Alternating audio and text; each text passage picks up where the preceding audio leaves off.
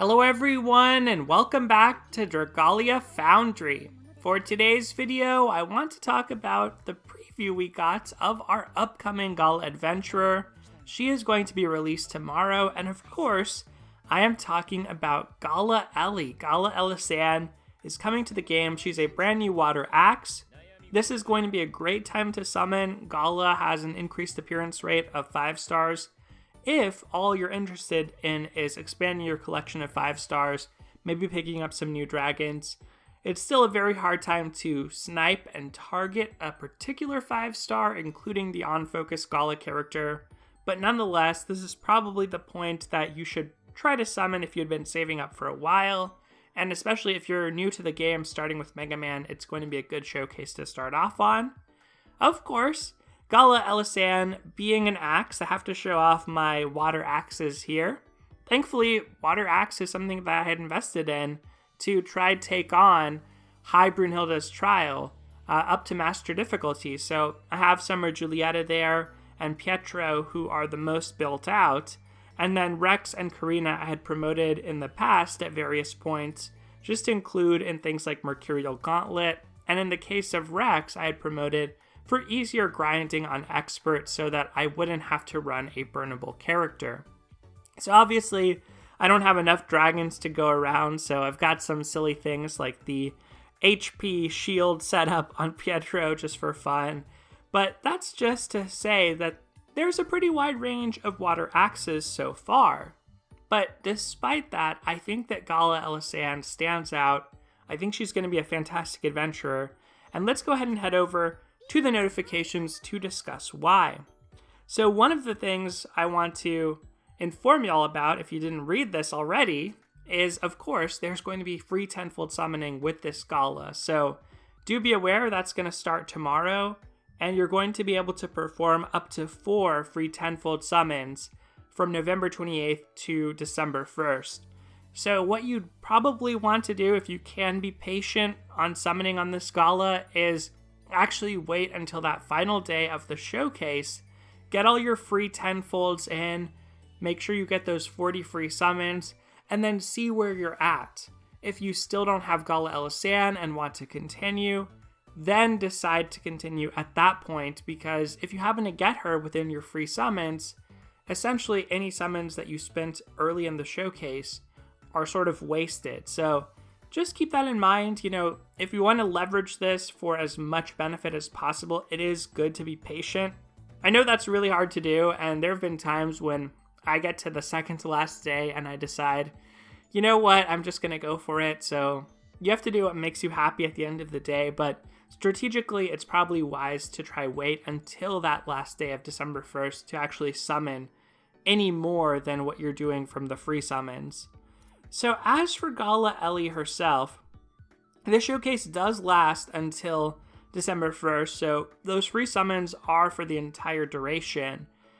Of course, the appearance rates, as always, are up to 6% from the standard 4%, and limited time Gala Dragalia versions of adventures are added while it's active. So in addition to Gala Ellie, the past Gala adventures that should return include Cerise, Ronzel, Cleo, and Yuden. So all of them should be back, and Gala Mim, of course. For Gala Ellie herself, she is an axe wielder. It's cool that she gets a new weapon type, and I wouldn't have necessarily foreseen her as wielding an axe, but the way that they did the artwork for her, it just looks so fantastic. The fact that she expresses that she's now a Grand Paladin, it does feel like that promotion where, now you've used your master seal and now you can wield axes in addition to your lances or your swords like she's done in the past. So I've surpassed the station of a mere paladin. I am now the Grand Paladin. Super pretty outfit. I think that she has great artwork. Probably my favorite Elisanne alt of the couple that we've gotten so far. She's also an attack type water axe. Good strength stat. Reasonable HP stat, pretty much in line with what we'd expect for a 5 star. As far as her details, the Grand Paladin serves as a model and leader to all other paladins, and Elisanne finds herself the youngest ever to be appointed to the position. That's kind of a cool backstory. Clad in white armor, blessed over several months, Elisanne decisively faces the goddess's foes. So I'm glad that Elisanne was chosen for this. I do think that there needs to be kind of a popular character right about now to coincide with Mega Man. I think that's pretty smart. If there are newer players coming into the game, Elisanne's one of the more popular characters. She's part of the story, so you have some attachment to her already. And I am sure that Julietta would be so proud that Elisanne is a Grand Paladin. And I hope that there's some interaction in Gala Ellie's story as well. As for her skills, this was shown off in a trailer video, but I'm just going to go through the description here. If you want to watch the trailer video, I'll post a link to it in the description below if you haven't already seen it. That gives you a little sense of what the animations are like, how long some of the skills last. But I think that we can get enough out of it just based on reading what we have so far here. Her first skill, Holy Accord, increases the strength of water-attuned adventurers in the team by 30% for 15 seconds. Very big buff. I don't think we've ever gotten a single buffer who increases strength by 30% for the entire team, potentially, if they're all water attuned. 15 seconds is shorter in duration than normal Elisanne's buff because normal Elisanne has a buff time ability. Otherwise, it's actually the same length. So if not for that extra buff time, this is about the same length. And 30% is huge. Lasting 15 seconds is also long enough that depending on the SP cost of this skill, you could potentially stack this, maybe get a 60% buff live for a number of seconds, maybe even a 90% if things are really going smoothly and you don't have a lot of interruptions. I'm not sure if that's possible. It's going to depend on the SP cost of this skill. That's one thing that is still a big unknown. I know with Gala Elisanne, after the fact, people were a little disappointed because his kit looked super good on paper, but his damage modifiers weren't that high and his SP costs were fairly high. Now in the end, he ended up still being a very meta-influential character because of some of his unique passives and what he could do against High Zodiark. So he still ended up being probably one of the best light adventurers, or at least one of the light adventurers who's most frequently used in the end game. So I would say even if Gala Elisanne has some really high SP costs or a low damage modifier on her second skill, there's a possibility that the utility that she brings is still going to be worth it.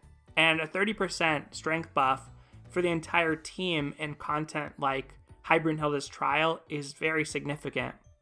Her second skill is more complicated, obviously a lot wordier, but Celestial Ascent deals water damage to enemies directly ahead, increases her energy level by 3 stages, and increases the entire team's flame resistance by 25% for 30 seconds. That's a long duration buff. It also grants all teammates a 1U shield that nullifies damage less than 20% of the user's max HP. Neither this shield nor the increase in flame resistance stacks. So one question mark there is whether that means she can't stack it or it never stacks. So for instance, if there are multiple Gala Elisannes, can their buffs stack with one another and they just can't stack on top of their own buff? Or does it just not stack at all? Either way, 25% flame res is a lot, and 30 seconds is a long duration buff. When we're talking about buff time earlier, it means that if you had a buff time print on Elisanne, which she'd probably want for her first skill anyway, you're looking at a very sizable and very lengthy flame res buff that could carry through multiple phases of endgame content like a High Dragon Trial. So I do think that's nothing to scoff at, and the other thing you can think here is if you have her equipped with a worm print like the Chocolatiers to give her 100% skill prep, or you have some other way to achieve that via your weapon worm print combination, or maybe some teammate that's facilitating that, well, you can mitigate the damage of Brunhilde's opening blast by a lot by casting this immediately. And you're getting that protection for 30 seconds, which hopefully should be enough to mitigate some amount of damage. I would say in the first 30 seconds of the fight, though, there's not really anything unavoidable, regardless of your difficulty. But maybe if you accidentally took a dash, or maybe if you accidentally took the jump back, then it could mitigate the damage or maybe allow you to tank some of those moves and enter into Dear Diary range, something like that. So I don't think it's actually a problem necessarily whether or not this stacks or does not stack. It's still a pretty large amount of flame res, and in a lot of situations you would probably want one of each weapon type or one of a given role in a team anyway. So if Elisanne is coming in as your baiter, as an axe unit, then that's great. I mean, that's fantastic. You can use that Chocolatier's buff to protect your team, reducing the need for a Thaniel, honestly, because Thaniel wouldn't need to cast his defense buff with Chocolatiers. Or if they both do, suddenly you're in territory where maybe the shield is going to be big enough that it just prevents the blast. I don't think that's actually too unreasonable when you're talking about getting a 20% defense buff, 25% flame res buff between the two of them, and having the defense co-ability like Gala Elisanne does. So that's pretty fantastic for harder end Mercurial Gauntlet when you get past level 50 and you have unavoidable damage. Also seems very good there because although in the Flame Gauntlet the claps don't do that much damage, it's still going to be nice to be able to just scoff those off and even rely on a healer less. So whether your healer comes in the form of a helper or it's Halloween Meridimus or whatever it is, you'll have less of a need for that really because of that flame res. So I think she could easily fit into team comps there as well. So the other interesting thing about Celestial Ascent though, the skill gauge for this skill can be filled by attacking enemies, but it will also gradually fill automatically during Divine Revelation. Abilities that increase skill gauge fill rate will not affect this automatic increase. When the user is not under Divine Revelation, attacking enemies still fills the gauge, but it decreases automatically over time unless it's already completely filled. That is a little bit worrying. It makes me think that if there's segments of a battle where there's unavoidable damage, or rather where you can't deal damage easily. So I'm thinking of like the Grand X Muspelheim and Grand Muspelheim segments of Hybrid where axes can actually deal damage via Force Strike, but not during Grand X, I believe. So if there's long durations where you can't activate, you can't attack or activate Divine Revelation, you're maybe going to be losing some SP here. So that could possibly come up sometimes, but I don't think it's going to be too big of a problem. We'll get into Divine Revelation and what that is in a moment, but it is something to keep in mind. It's that Gala Elisanne wants you to be maintaining good uptime on the enemy if you actually want to charge Celestial Ascent. We don't know what the SP cost is on this either, so that could be a pretty significant factor. If this is extremely slow to charge and we're looking at something like Gala Uden where you're getting maybe 3 of them, 3 or 4 off in an entire High Dragon trial, well, at that point, it might be worth considering bringing something like the Chocolatiers to get this off early and for the reason I mentioned of it giving that defense buff. But I don't know, this is kind of a weird combination for sure. Gala Ellie is an attack type unit, but her second skill is an attacking skill and her first one is just a buff. It makes me think that she probably won't want a dragon like Siren, a skill damage dragon, because all her skill damage is coming through Celestial Ascent and then possibly her third skill depending on the weapon you have equipped. I think she'll probably be best served with Dragon Jean for raw DPS while in Gala Ellie form, or maybe Leviathan if you can justify the shapeshift in a match and if Leviathan has more DPS than Elisanne herself. That will probably depend on your teammates because for a lot of adventurers in this category like Emma and Noelle, really you want to sack their dragon as quickly as possible because you're actually helping your team DPS more through the buffs that you provide. Now granted, Levi is a really strong dragon, so it's quite possible you might want to stay as Levi, and especially if you're in Master, he can enable Bog. So I would say Levi or Dragon Jean probably going to be the appropriate dragons here. Now let's get into what Divine Revelation actually is, because this kind of caught me off guard. It's part of this Divine Oath ability, Divine Oath 2. Whenever Elisanne does one of the following, she's going to activate Divine Revelation for 13 seconds. 1, her 4-strike connects. 2, she uses a skill. Or 3, she executes a 10-hit combo. So none of these are particularly hard to do. Obviously, you want to be using your first skill as frequently as possible because of the buff it provides. It's going to make Divine Revelation last for an entire 13 seconds, so it seems unlikely that you wouldn't have another charge of that, or a 10-hit combo, or a 4-strike within that period. But the fact that it says this effect cannot stack does make me wonder if you have to wait for it to evaporate, and then it starts counting your 10-hit combo, or then it starts counting your 4-strike and skill use. Hopefully it just picks up and continues on.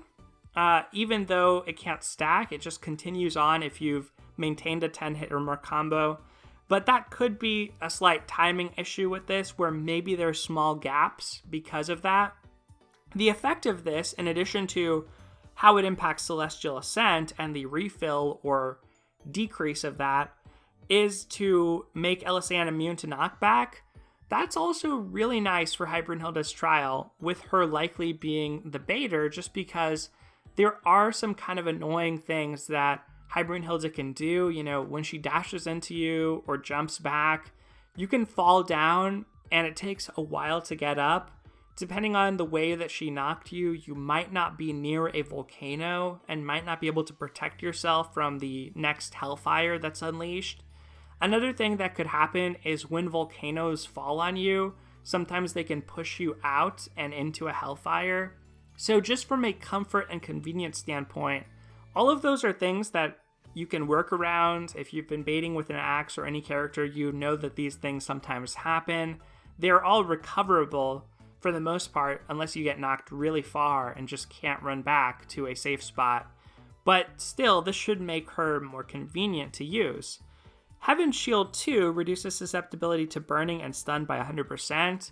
This makes her our first 100% burn res, natural 100% burn res, water axe, which is awesome. Gives us another 100% burn res option and a weapon type that really hadn't been covered before. Although there are a few avid Rex users out there for sure, and I guess there are people who would try things like running 100% burn res via Prince on Karina or on Summer Giulietta or even Pietro, but in all of their cases, it's generally better to just find a Thaniel who can actually heal your burn, because you're sacrificing so much to actually get that 100% burn res. But in her case, it's not a problem, it's not a consideration. She is immune to both burn and stun.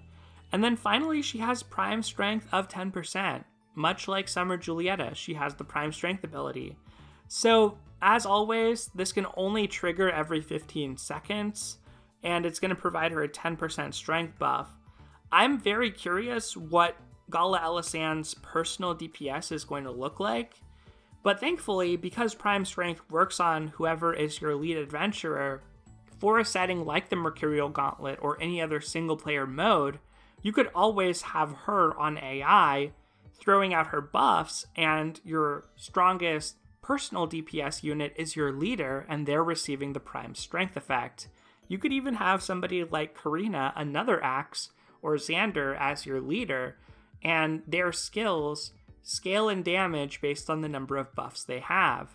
Well, just on her own, Gala Elisanne can buff their strength once with Holy Accord, also with prime strength, and her Celestial Ascent. The flame res counts as a buff, the shield counts as a buff, and the energy only applies to her, so that wouldn't count as a buff for those adventurers.